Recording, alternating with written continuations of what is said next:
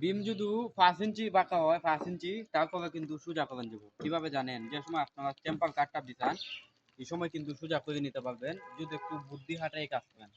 দেখেন এটি কিন্তু আমরা কিন্তু 1/2 ইঞ্চির মতো এটা কিন্তু বাঁকা আছে বিমটা, মানে এই জায়গাটা কিন্তু বাঁকা আছে।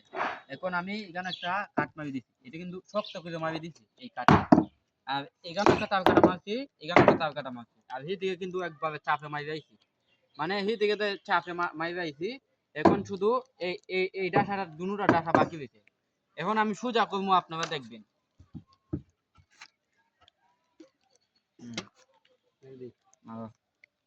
মারি দাও একবারে, মানে কোনো কষ্ট নাই, বিনা কষ্ট সোজা ধরে রাখছি, মানে আর কষ্ট নেই, একবারে বিনা কষ্ট কিন্তু সোজা হয়ে যাবে। মানে একটু টেকনিক হাটের কাজ করবে কিন্তু কাজটা সহজ হয়ে যায়। মারি দাও, সব মারি দাও, একবারে সুতা সুতা থাকবো, অনেকটা ডিম একবারে সোজা হয়ে যাবে। ডিমটাতে না একবারে সুতা সুতা থাকবো, একবারে সুতা।